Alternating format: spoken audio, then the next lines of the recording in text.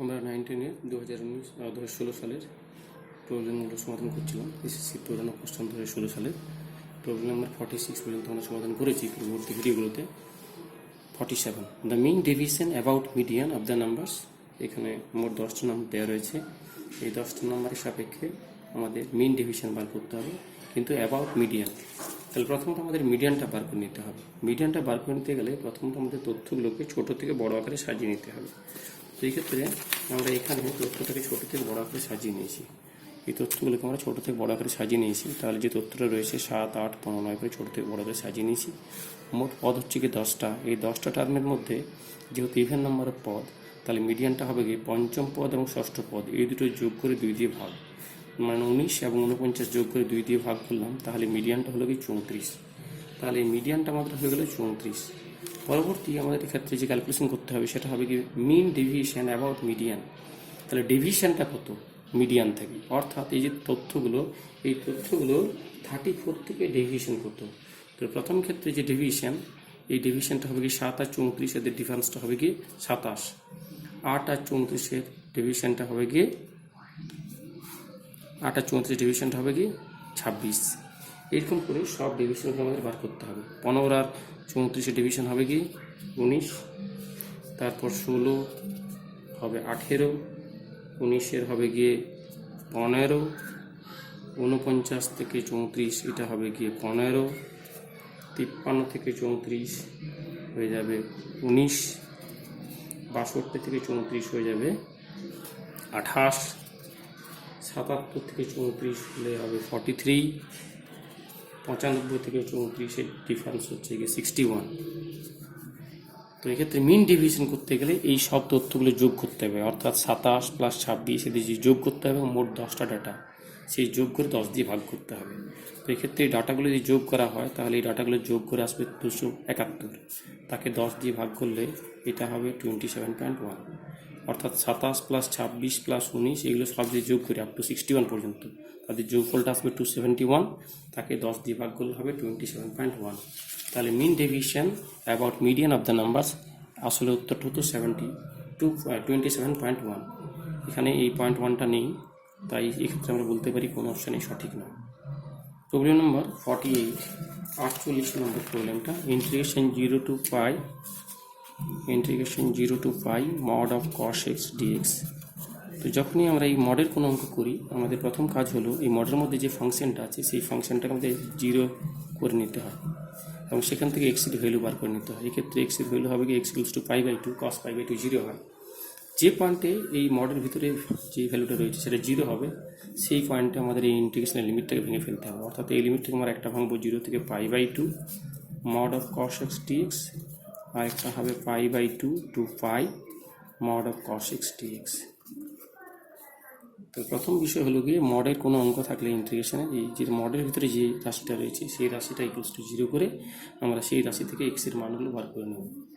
যেভাবে মান বেরোবে সেই অনুসারে এই যে রেঞ্জটা আছে ফুল রেঞ্জ ইন্টিগ্রেশনটাকে আমরা যে পয়েন্টগুলো পাবো সেই পয়েন্টগুলোর আকারে ভেঙে দেওয়া হবে। এক্ষেত্রে π/2 পয়েন্টে 0 হচ্ছিলো, তাই 0 থেকে π/2 এবং π/2 থেকে π। এখন এই mod অফ cos x এর মানটা একটা রেঞ্জের ক্ষেত্রে পজিটিভ হবে এবং একটা রেঞ্জের ক্ষেত্রে নেগেটিভ হবে। তো 0 to π/2 এক্ষেত্রে আমরা সাধারণত করি কি এদের মাঝামাঝি কোনো একটা বিন্দু নিয়ে আমরা টেস্ট করে দেখি। অর্থাৎ 0 থেকে π/2 সেক্ষেত্রে আমরা যদি π/4 ধরে নিই বা কেউ π/3 ধরে নিতে পারো। তো সেক্ষেত্রে এই মানটি যদি বসাই তাহলে কসের যা মান বেরোবে পজিটিভ বেরোবে। পজিটিভ মান বেরোলে কসটা মড থেকে বার করলে cos xই থাকবে। আর পরবর্তী ক্ষেত্রে এই রেঞ্জে π/2 থেকে π, এক্ষেত্রে যদি কসের মান বসাই তাহলে আমরা এমনিতেও বুঝতে পারছি এটা হচ্ছে সেকেন্ড কোয়াড্রেন্টে কসটা নেগেটিভ হয়ে যায়, তাহলে এটা -cos x হয়ে যাবে। আর এই রেঞ্জে এটা ছিল ফার্স্ট কোয়াড্রেন্ট, কসটা পজিটিভ। এরপর ইন্টিগ্রেশন করে নিলে কসের ইন্টিগ্রেশন হয়ে যাবে sin x 0 থেকে π/2, এটা মাইনাসটা করে নিলাম, কসের ইন্টিগ্রেশন sin x, এই রেঞ্জটা হচ্ছে এটা π/2, আর এটা আপার লিমিট বসবে sin π/2 1 minus sin 0 minus sin π হচ্ছে 0 মাইনাস sin π/2 হচ্ছে 1, তাহলে 1 -1 + 1 অ্যান্সার হবে কি 2। তাহলে এই integration 0 to pi mod of cos x dx এর মানটা হয়ে যাবে 2। এখানে upper limit minus lower limit sin π/2 minus sin 0, আর এটা sin π minus sin π/2, sin π 0 sin π/2 1, একইরকমভাবে sine pi by two 1, sine 0 0। তাহলে এটা হয়ে গেল 2। Problem number 49, if the equation of the line x equals to eta reduces to the form x equals to k when the coordinate axes are rotated through an angle theta, অর্থাৎ এই ফর্মটা reduced হয়ে গেছে x equals to k তে যখন অ্যাঙ্গেলগুলো theta কোণে rotate করা হয়েছে, তাহলে থিটার ভ্যালুটা বার করতে হবে। সেক্ষেত্রে আমরা রোটেশনের যে ফর্মুলা, সেই ফর্মুলাটা আমরা খেয়াল করে নিই। তো এই ফর্মুলাটা লেখার সময় অনেক সময় কনফিউশন হয়, সেই কনফিউশনটা দূর করার জন্য আমরা এভাবে মনে রাখতে পারি। আমরা এভাবে x y x just y just লিখে নিয়েছি। তো এক্সের ভ্যালুটা আমরা সাধারণত x equals to r cos theta বসাই, কার্টেসিয়ান আর পোলারের মধ্যে সম্পর্ক তৈরি করি। X equals to r cos theta হয়, তো আমরা মনে রাখার জন্য এটাকে এক্সের ভ্যালু কস থিটা আর ওয়াইয়ের ভ্যালু আমাদের আর সাইন থিটা হয়, তাই সাইন থিটা। এরপরে ডিফারেন্সিয়েশন করে নিতে হবে। কসের ডিফারেন্সিয়েশন হচ্ছে মাইনাস সাইন থিটা, সাইনের ডিফারেন্সিয়েশন হচ্ছে কস থিটা। এরপর আমরা রোটেশনের ফর্মুলাটা সহজে পেয়ে যাই। তাহলে আমরা যদি এক্সের ভ্যালু চাই, তাহলে এক্সের ভ্যালু এই বরাবরই করতে হবে আমাদের। তাহলে এই বরাবরই করতে হলে এটা এক্সের ভ্যালুটা হয়ে যাবে এক্স ড্যাশ কস থিটা, এক্সের ভ্যালু হবে x dash cos theta minus y dash sine theta, minus y dash sine theta. এইরকমভাবে ওয়াইয়ের ভ্যালুটা হয়ে যাবে এই ছক থেকে পেয়ে যাবো x dash sine theta plus y dash cos theta. এটা হচ্ছে ট্রান্সফরমেশনের ফর্মুলা। তাহলে ইকুয়েশনটা আমাদের ছিল x plus √3y plus 12 equals to 0। এটা হচ্ছে গিভেন ইকুয়েশন। এখন থিটা কোণে যদি রোটেট করা হয়, তাহলে এক্সের জায়গায় আমরা বসাতে পারি x dash cos theta minus y dash sine theta plus √3 into ওয়াইয়ের মান বসে যাবে x dash sine theta plus y dash cos theta plus 12 equals to 0। আর এক্স ড্যাশের সবগুলো একসাথে কালেক্ট করছি, তাহলে হয়ে যাবে cos theta plus √3 sine theta একসাথে কালেক্ট করে নিলাম into x dash plus √3 cos theta minus sine theta into y dash plus 12 equals to 0। এখন গিভেন ইকুয়েশনের যে রিডিউস ফর্মের যে ইকুয়েশনটা, সেটা ইকুয়ালস টু হচ্ছে এক্স ইকুয়ালস টু কে। তাহলে এর সাথে যখন আমরা কম্পেয়ার করবো, তখন দেখতে পাচ্ছি এক্স ইকুয়ালস টু কে, অর্থাৎ ওয়াই সম্বন্ধে কোনো রাশিমালা নেই, অর্থাৎ এই টার্মটা আমাদের কী করে নিতে হবে, 0 করে নিতে হবে। তাহলে √3 cos theta minus sine theta এই পদটা হয়ে যাবে 0। তো সেক্ষেত্রে আমরা এটা লিখতে পারি √3 cos theta equals to sine theta. তাহলে √3 সমান হচ্ছে sine theta by cos theta, মানে এটা হচ্ছে ট্যান থিটা। তাহলে ট্যান থিটার মান √3, ট্যান থিটার √3 মান কখন হয়, ট্যান থিটার মান হয়ে যায় ট্যান 60 ডিগ্রি মান হয় √3, অর্থাৎ ট্যান π/3। এই যে √3 মানটা হয়ে যায় ট্যান 60 ডিগ্রির জন্য, তাহলে থিটার মানটা কত হবে π/3, অর্থাৎ এক্সিসগুলোকে π/3 কোণে আমাদের এখানে রোটেট করা হয়েছে। তাহলে ট্যান হবে π/3। Next problem number 50, the probability of solving a problem by 3 student ABC দেওয়া হয়েছে। তাহলে এ সলভ করার প্রবাবিলিটি অর্থাৎ P of A equals to হচ্ছে হাফ। একইরকমভাবে পি অফ বি হচ্ছে 1/3, P of C 1/4। The probability that the problem be solve, প্রশ্নটা হচ্ছে কি প্রবলেমটা যাতে সলভ হয়ে যায়। প্রবলেমটা সলভ করার অর্থ হচ্ছে হয় বি এ সলভ করবে, না হয় বি সলভ করবে, না হয় সি সলভ করবে, না হয় এ বি দুজনে মিলে, বা বি সি দুজনে মিলে, বা সি দুজনে মিলে, বা এবিসি সবাই মিলে সলভ করবে। তো এইটাকে আমরা actually probability of A union B union C এই আকারে প্রকাশ করতে পারি। ইভেন্টটা হচ্ছে যে কোনো একজন সলভ করলেই আমাদের যেহেতু সলভ হয়ে যাবে, তাহলে সেই ইভেন্টটা হচ্ছে A union B union C. এই ইভেন্টটার প্রবাবিলিটি বার করতে হবে। P of A union B union C হয়ে যায় আমাদের ডেফিনিশন থেকে P of A plus P of B plus P of C minus P of A intersection B minus P of B intersection C minus P of C intersection A plus P of A intersection B intersection C. এখন এই problem solve করা, এটা একজনের সাথে আরেকজনের problem solve করাটা নির্ভর করে না, এটা ইন্ডিপেন্ডেন্ট হয়ে যায়। এখন ইন্ডিপেন্ডেন্ট হয়ে গেলে পি অফ এ ইন্টারসেকশন বিটাকে আমরা P of A into P of B লিখতে পারবো। একইরকমভাবে পি অফ বি ইন্টারসেকশন সিটাকে P of B into P of C, এটাকে P of C into P of A, আবার P of A intersection B intersection সিটাকে P of A into P of B into P of C এটা লিখতে পারবো। তো সেগুলো যদি লিখতে পারি তাহলে মানটা কী দাঁড়াবে, আমরা পি অফ এর জায়গায় হাফ বসিয়ে দেবো, পি অফ বি এর জায়গায় 1/3, পি অফ সি এর জায়গায় 1/4 মাইনাস এটা P of A intersection B অর্থাৎ P of A into P of B, মানে 1/2 গুণিত 1/3, আসলে এটা হয়ে যাবে 1/6।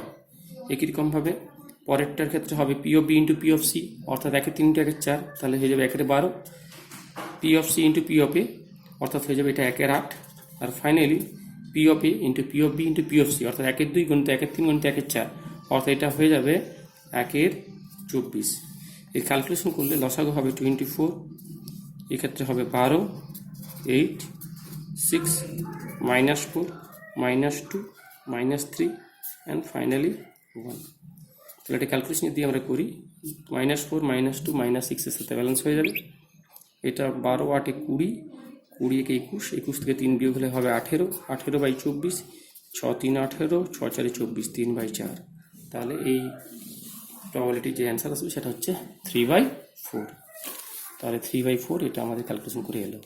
আমরা P of A union B union সিটা বার করতে হবে।